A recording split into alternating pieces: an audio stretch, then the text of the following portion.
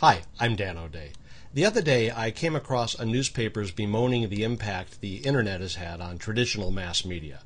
The article mentioned the Wall Street Journal as one of the few publications that has managed to get subscribers to pay for its online content. In many cases, radio programming attracts fewer listeners, and radio advertising is more difficult to sell and often at lower rates than in the past. Yet some radio programs and radio stations flourish.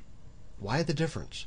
The radio stations that flourish create and provide compelling original content that is relevant to their listeners' lives.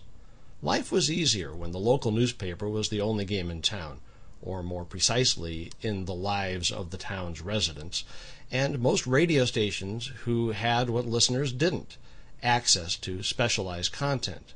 Most often that content was music. If you wanted to hear music whenever and wherever you were, you turned on the radio. It's another 7 in a row. Some radio stations foolishly still make 7 in a row or 30 minutes of nonstop music their big reason for you to listen. But while the local radio station boasts another 7 songs that we have chosen, listeners have on their hips a device that delivers another 6,000 songs in a row, and every single one of those songs was chosen by the individual listener, not by the radio station. Who do you suppose loses that particular competition?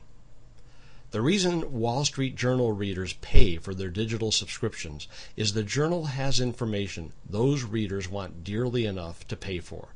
Which brings me to the other part of the radio equation, radio advertising.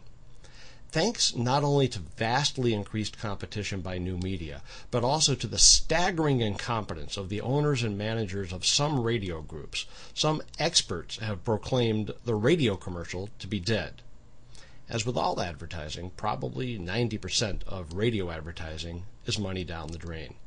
That's due not to the ineffectiveness of the medium, but to the incompetence of most of the people who create radio campaigns. Most of them simply don't understand how radio advertising really works and haven't a clue how to craft an effective radio commercial campaign. But the other 10%?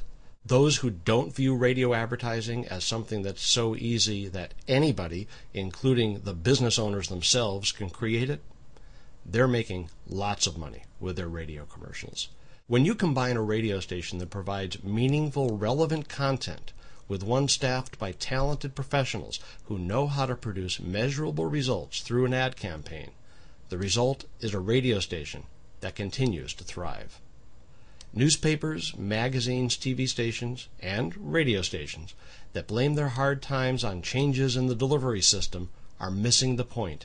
End users care far less about the method used to access the information or entertainment than they do about the value and the relative scarcity of that content.